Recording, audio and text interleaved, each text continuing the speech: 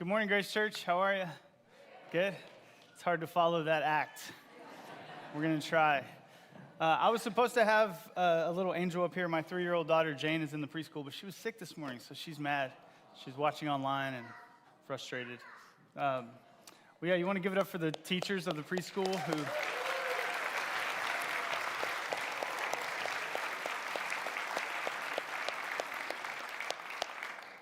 I love it. Well, hey, my name's Josh. I'm one of the pastors here, and my family and I, we just joined the Grace Church team last year, and so our first Sunday last year was this Sunday, where we got to hear the kids sing and experience that, and so I have, since day one, loved the preschool and loved what God has been doing here, and we're just thankful for what this last year has been. For the last year, we've been preaching through the Gospel of Mark as a church, and so if you're just joining us, the first 10 chapters of the Gospel of Mark are like the first 3 years of Jesus' life. And then the last 6 chapters of the Gospel of Mark are like the final week of Jesus' life. So today, you're entering into the Tuesday of like the last week of Jesus' life. So Friday, he goes to the cross in our place, and Tuesday is where we are today. And so it's like you're entering the end of a movie a little bit. So I want to catch you up on the story, because like any good story, towards the end, we're reaching the boiling point of the story. The tensions have been rising.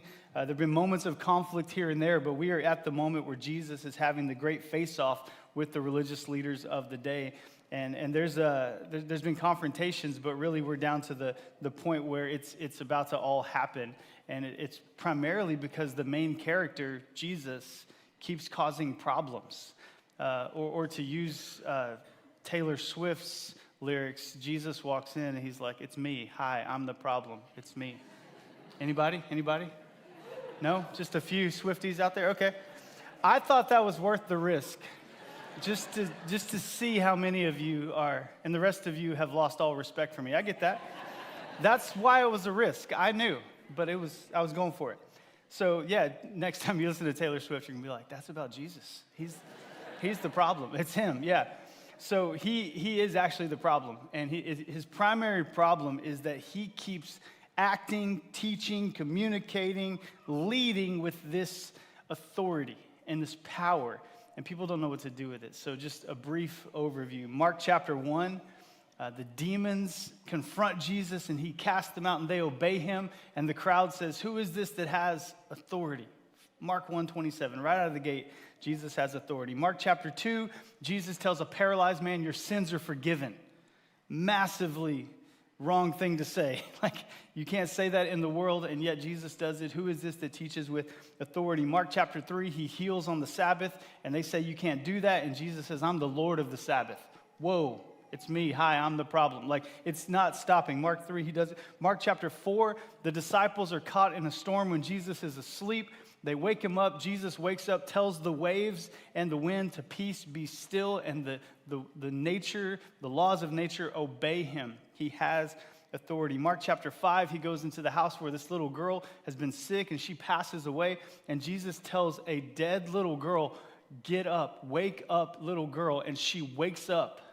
Who is this that has authority even over death itself? And there's been a parallel path where the religious leaders are watching Jesus do all of this stuff with authority. Instead of being amazed by that, they instead confront him and say, by what authority are you doing this? And then 2 days ago, Jesus rode into Jerusalem as the king of the world, the king of Israel. He rides into Jerusalem as king. And then yesterday, so stay with me, yesterday, Jesus walks into the temple, flips over the table, starts throwing people out of the temple, and then he says this. He says, "This is my house."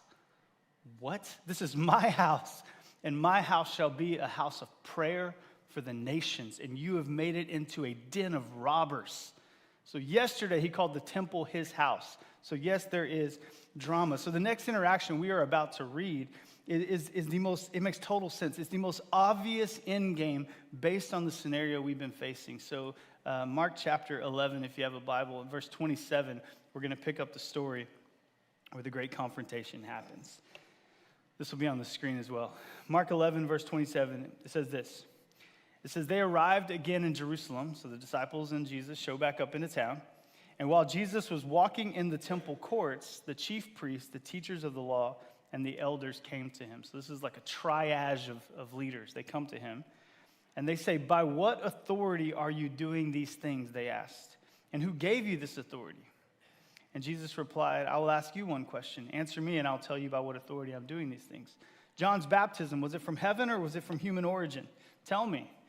And they discussed it among themselves, and they said, "If we say it's from heaven, then they will ask us, why didn't we believe in it? Why didn't we believe him? And if we say it's from human origin," they feared the people, for everyone held John to really be a prophet. And so they answered Jesus, "We don't know." So they just lied to Jesus. "We don't know." And then Jesus says, "Neither will I tell you by what authority I am doing these things." So this question, by what authority are you doing these things, I submit to you is not just any good question. This is the great question. This is the question that everyone should be asking, because the religious leaders come to Jesus, and very diplomatically, they basically ask, "Who do you think you are? Who do you think you are to call the temple your house? Who do you think you are to call yourself the Lord of the Sabbath?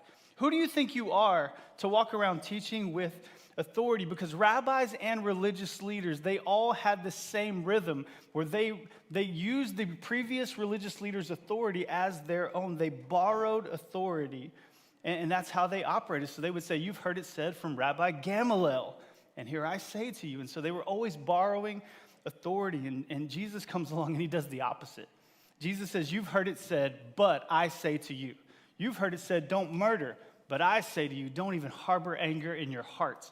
You've heard it said, don't commit adultery, but I say to you, anyone who has lust in their heart has already done this stuff in their mind." So Jesus goes the other way, and he never appeals to any other rabbi ever.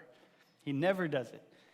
And in this engagement with the religious leaders, Jesus does not tell them where his authority comes from. But in many other places in the Gospel of Mark and throughout the Bible, we see that Jesus tells us where he gets his authority from. And he says that he gets his authority from his Father in heaven. That God is his Father, and Jesus only does what his Father tells him to do. And by the way, that furthermore gets Jesus in trouble, calling God his Father. And this is the trap that the religious leaders were laying in front of them. But if you've been, if you were around or if you study history, you know that in the 1960s, something very interesting happened. When John F. Kennedy became president, it was the first time in the history of the White House that little kids were running around in the White House. JFK's son was 3 years old. Can you imagine one of these little angels running around the White House? So JFK's son was 3 years old, and it created this predicament with the Secret Service, because they're like, what do we do with this kid? Like, do we stop him? What's going on? And he would run into the Oval Office, and nobody would stop him. Why? Because that was his house. He had the authority. What 3-year-old in the world would have the authority to barge into the White House? None, unless your father's the president. And if your father's the president, then you have access to all kinds of authority borrowed from your father. And so that is the claim that Jesus is making, that God is my Father, and all authority that is his has been given unto me. And so if that's true, that God is Jesus' Father and all authority is his, then this conflict between the Jesus and the religious leaders is no longer just their conflict. It is now our conflict. This is the conflict we find ourselves in, because here's the claim that Jesus is making that comes and makes all of us uncomfortable. So let me give you the principle. In this story, Jesus is making the claim that he has universal authority over everything and everyone. That is the problem of the Gospel of Mark, that Jesus is making the claim that he has the authority over all things and over all people. And let's be real. Our culture, ourselves, generations past, we all had different phrases. Maybe if you grew up in the 60s and 70s, you were the anti-authority, and then you got older, you're like, well, now I guess I am the authority. And so every generation has had a new iteration, but the same truth remains. We do not like people interfering in our lives. We do not like people demanding our obedience. You don't like being told what to do, especially when it comes to spiritual matters. This is baked into the human condition. We have built into us the refusal to live life on anyone else's terms. That's built into us. Again, I have a 3-year-old, and if she would have been here, I was going to make fun of it because she's dressed like an angel, but she is in fact not an angel. I have testimony of her not being an angel. My 3-year-old daughter is very cute, but she walks around all day long saying, "You're not the boss of me." You're not the boss of me. She'll tell me that to my face. She'll say, I can do it by myself. Leave me alone, Dad. I can dress by myself. I can do everything by myself. And me and my wife, we look at her and we say, hey, Jane, we love you, but we're literally keeping you alive. If we leave you alone for a long period of time, it goes bad for everyone.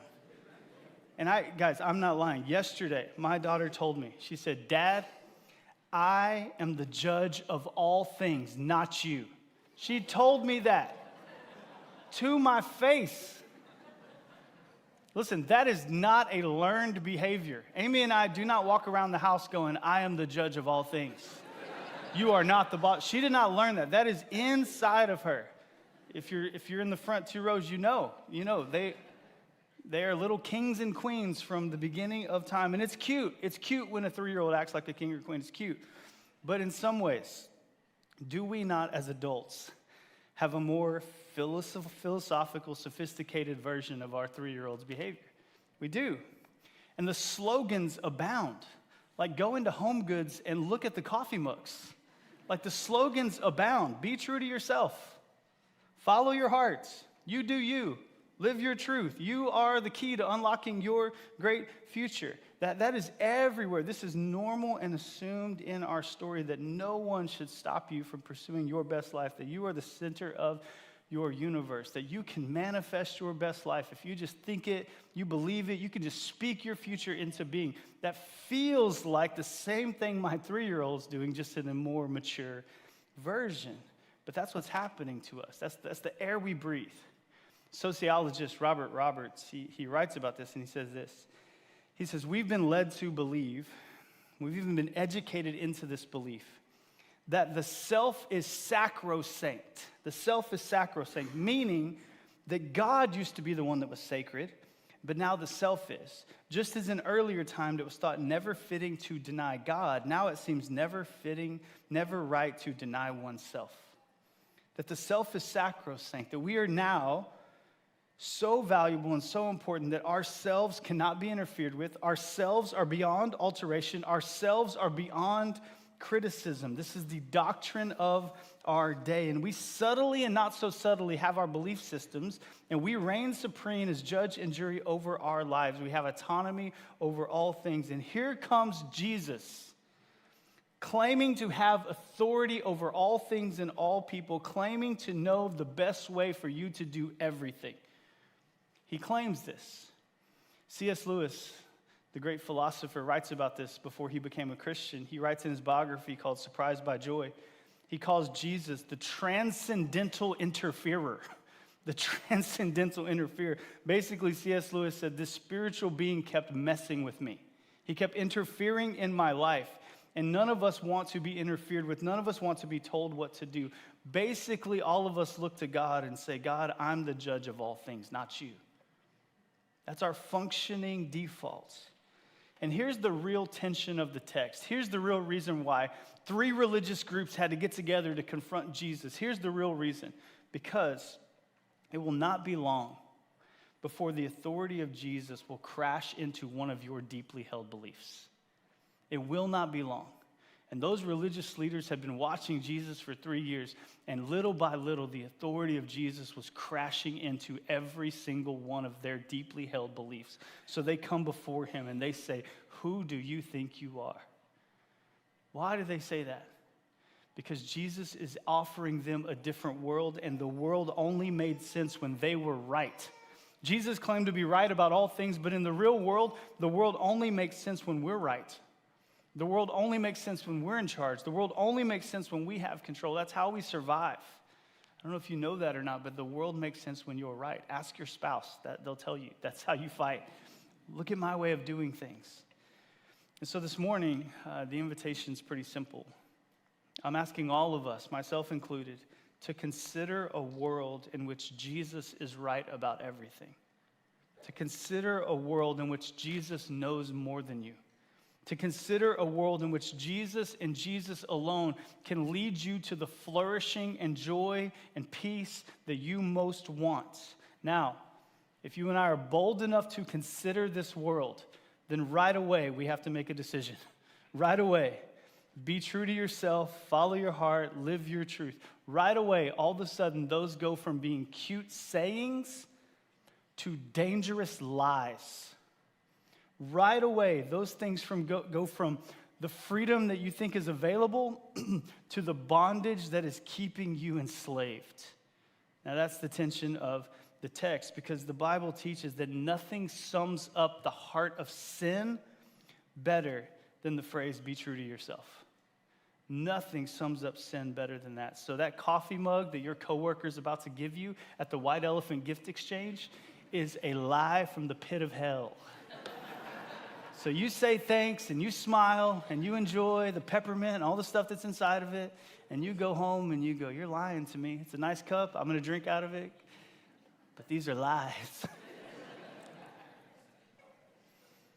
There's a deeper magic going on here, because this is what we learned. This is what you learn through the Bible, that sin is when we exchange ourselves for God. Sin is when we exchange ourselves for God. And the gospel, the good news, is that when God exchanged himself for us. That's what's happening in the story of Jesus, is Jesus is living a perfect life that we couldn't live, and he's doing something that we couldn't do. And the truth is, and this is hard truth, but it is following your heart that got you into this mess in the first place. It is living your truth that made a mess of this whole thing. When Adam and Eve followed their heart, they ushered in brokenness and sin into the world, and now we live defeated. We cannot overcome. We cannot save ourselves. We are completely overpowered by sin. I love you, but sin is more powerful than you. The devil is more powerful than you. And the last 10 chapters of the book of Mark is Jesus trying to prove that he, in fact, is the rightful king, that he, in fact, is the one with more power, and that he has not come to hurt you, but he has come to heal you. But the tension is Jesus has no interest in fitting into your version of him. He has no interest in allowing you to dictate the terms of your life. Jesus has one interest, and that is absolute surrender. That's the exchange he'll make with you. He will offer you his righteousness. He will offer you his forgiveness. He will offer you eternal joy. He will offer you all of that in exchange for complete and absolute surrender. Which again begs the question, who do you think you are, Jesus, that you would make that claim? Who do you think you are? So I want to give us a few practical things we can take away from this and try to answer the question, Jesus, who do you think you are? So here we go. Number one, Jesus, being the creator of everything, gives him full authority to have direction over your life. Jesus, because he is the creator of everything, that's the claim. Because that is true, then it gives him full authority to direct your life and to have direction over your life. I want to read to you in Colossians chapter 1 what the Apostle Paul says to be true about Jesus. In Colossians 1 verse 15, it says this, Jesus, who do you think you are? Colossians 1:15. Jesus is the image of the invisible God. He is the firstborn over all creation. For in him all things were created, things in heaven and on earth, visible and invisible. Whether thrones or powers or rulers or authorities, all things have been created through him and for him. He is before all things, and in him all things hold together. He is the head of the body, the church. He's the beginning and the firstborn from among the dead, so that in everything he might have the supremacy. For God was pleased to have all of his fullness dwell in him, and through him to reconcile to himself all things, whether things on earth or things in heaven, by making peace through his blood shed on the cross. So who does he think he is? He thinks he is the one responsible for all of this. He thinks he is the one that created you, knit you together in your mother's womb, giving you the breath you have right now. That's who he thinks he is. And because that is who he is, he now has the right to dictate and know what is best for all of us. Abraham Kuyper has a great quote where it says, there is not a square inch in the whole domain of human existence over which Jesus Christ cannot walk in and cry, that belongs to me. That is mine. Everything belongs to Christ, and he has bought us with a price. He loves us. He created us. He died for us. While we were his enemies, he did that for us. And that gives him complete and utter control and direction over our lives. It makes him the authority. And that is actually good news, because he's the one that knows the best way to do this. As I was studying for this text, an illustration came to me, and this illustration will also be a risk, similar to my Taylor Swift illustration earlier, but I'm willing to risk it for my people. So As I was studying this, my mind went to an episode of Parks and Rec. Do you guys watch Parks and Rec? Anybody? Oh, God, give me somebody. Okay, a few of you. Yes, okay. I was nervous. Leslie Knope is the main character of Parks and Rec. She has a husband named Ben Wyatt. Ben Wyatt worked for the city for a while, but he went and he worked as an accountant for a while. And then he lost his job. So Leslie Knope's main character, her husband, doesn't have a job for a while, but he's a brilliant accountant. And he, during his off time, creates a board game called Cones of Dunshire. Anybody? Nerds? Yes, okay, you already know where this is going. Cones of Dunshire, and he gives it as a gift to his accounting firm when he leaves to go be the city manager. Gives Cones of Dunshire, this super nerdy board game. Think Settlers of Catan, like on steroids. So then he goes to be the city manager, and as he's the city manager of Pawnee, Indiana, a very cool tech company comes to Indiana called Grizzle. So think Twitter. So Grizzle comes to Indiana, and Ben Wyatt, the city manager, is going to go and appeal to Grizzle that they would offer free internet for the whole city of Pawnee, Indiana, this small little town in Indiana. So Ben Wyatt goes to Grizzle. He makes his appeal. The Grizzle people aren't having it. What good would come out of Pawnee? It's like Nazareth. What good would come out of Pawnee? They have no desire. So Ben is frustrated. He's mad. He's going to go on a walk. He goes on a walk, and he comes back, and he enters the headquarters of Grizzle. And in the main conference room, on the conference room table is what? The Cones of Dunshire. The game that Ben Wyatt created is on the conference room table at Grizzle. And so he walks in, he goes, "Where do you guys know about this game?" And they mock him. They say, "What do you know about this game?" And Ben said, "I created this game." And they said, "Ha, you're not the architect. No way you could be the architect." And he said, "I'll tell you what, I'll play you. And if I win, Pawnee, Indiana gets free internet." And so he plays the people at Grizzle, and the game is going on, and at the very end of the game, Ben Wyatt rolls the dice, and there's like 35 dice in this game, so he rolls the dice, and he has this move that they've never seen before, and he tells them the story, like, here's what it's about. He plays the farmer, and it ends up to where he lands at the Cone of Dunshire, and he wins the game. And he understood things about the game they didn't understand. And when he makes that move, everyone in the boardroom is blown away. They're like, "Oh my gosh." And when the cone falls, they look at him and they bow their heads and they say, "You are the architect. You are the architect." And then they say, "It would be our joy to provide free wireless for Pawnee, Indiana, because that is the home of the architect." And so they have this moment where they recognize it is true. And Ben shows them a photo. He has made the claim. He has played the game. And he shows them a photo of him inventing the game. And that's how it goes down. And so in the same way, as I was studying this text, I'm like, man, we are all playing the Cones of Dunshire.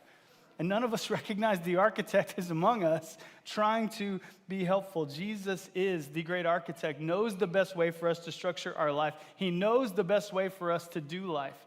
And yet often we reject him and we don't allow him to be the architect for us. So, okay, risky illustration over. Hopefully that was helpful for 3 of you in the room. But that's who Christ is. Number 2, the authority of Jesus over you, and this is the good news. The authority of Jesus over you is what produces his character in you. Do you know the whole design of the Bible is that Jesus would redeem a people, and that those people would begin to change the world because they have become like him? But listen, what produces the character of Christ in you is submitting to his authority over you. If you want more boldness in your life, if you want more joy, if you want to be more like Christ, then the way that happens is releasing control of your life and allowing him to have the authority. My first sermon at Grace Church, I made fun of the 2005 hit song, "Jesus Take the Wheel" by Carrie Underwood. Many of you may not have been there, but I made fun of the song because that song basically has the theology of our day. The theology of our day is, Jesus, I'm driving. If it gets bad, I'll let you take the wheel. But that's the story of our lives. You can ride passenger, but at the end of the day, I'm in charge until it gets crazy bad, and then Jesus take the wheel. But then once you get it back, you go back to the passenger seat. And so I made the joke. I'm like, proper biblical theology is more like, Jesus, I'll be in the trunk, which I know has like some kidnapping insinuations, so I'm sorry about that. My illustrations are bad today. But this understanding that I put gas in the car and the keys are on the dash, but Jesus, I trust you to take me where you want me to go. I have belief in your authority that you lead me to where you want me to go. And the more I submit to your authority in my life, the more I'm transformed to be like you. And the great aim of my life is to be like you. The great aim of my life is to be transformed into your likeness so that I can minister in this world in the way that you've invited me to. And how that works is that his authority over you then gives you authority in this world. It's an interesting juxtaposition that the more you are in submission to Jesus and his authority, the more you can be trusted with authority. People who do not submit to Jesus have no business being in authority, especially in the life of the church. If you're not a good follower of Jesus, then you're often not a good leader of people. And so the way that he wants to transform you is by getting his authority over you. But it's hard to believe. I recognize the tension of this text saying, hey, I need you to reject everything that you've grown up with and this culture is telling you, to believe that the fullness of joy is found in surrender.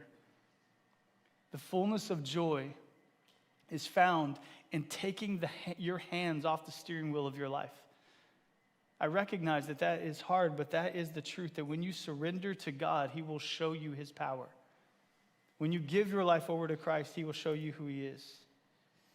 And so, yes, number one, Jesus is making the claim that he is authoritative over all things. Number two, it's when you submit to that authority, he reproduces his character in you. And then number three, the authority of Jesus, it means that his will is for participation, not consideration.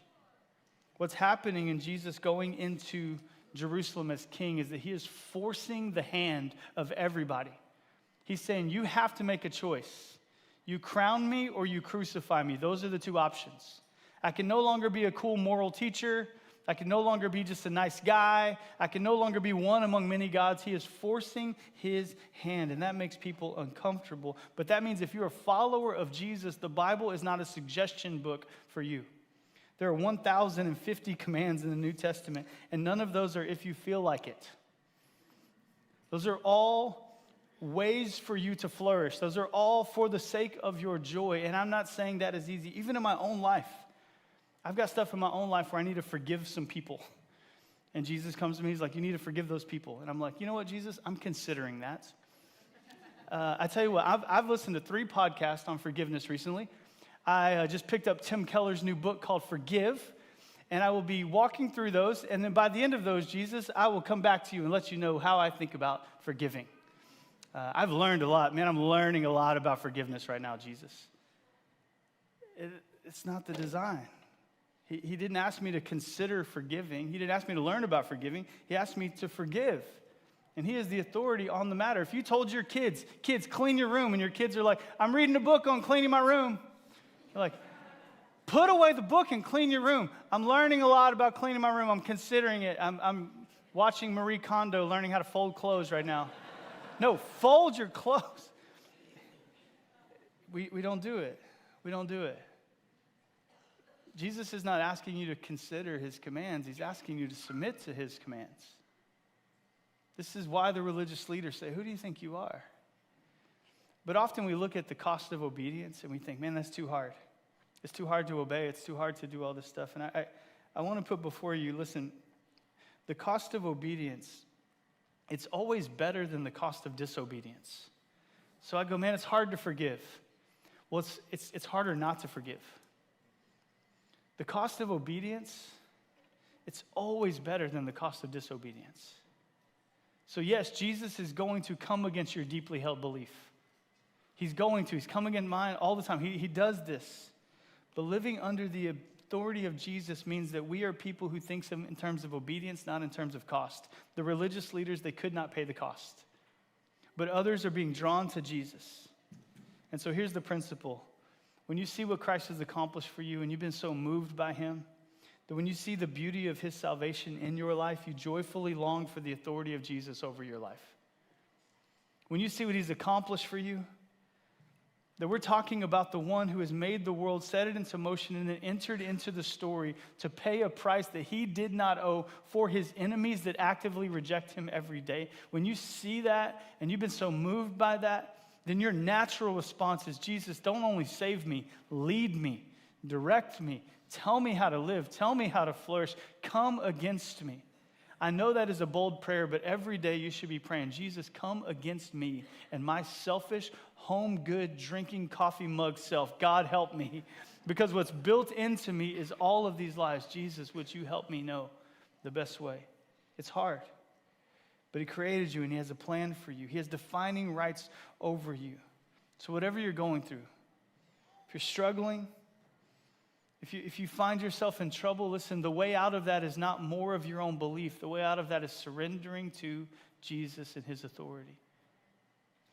There's only one time in the whole gospel story that it says Jesus is amazed by someone's faith. And he's amazed by someone's faith when he has this encounter with a Roman centurion, not even a Jewish person, a Roman guard, starts to follow Jesus and believe in him. And this Roman centurion, he has a servant who's sick and paralyzed. And this Roman centurion goes to Jesus and says, would you heal my servant? And Jesus says, yes, I'll heal him. Let's go to your house. And the centurion stops him. And he says, Jesus, I'm not worthy to have you under my house. And then here's the part that amazes Jesus. The centurion tells Jesus Christ, he says, I know how authority works.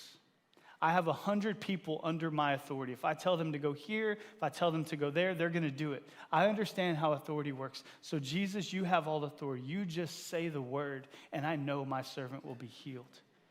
And Jesus stops everything.